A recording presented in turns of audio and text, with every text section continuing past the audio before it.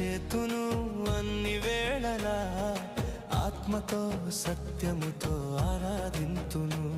నా ప్రాణప్రియుడు యేసయ్యకు, నన్ను కన్న తండ్రి నా యేసుకు. నా ప్రాణప్రియుడు యేసయ్యకు, నన్ను కన్న తండ్రి నా యేసుకు.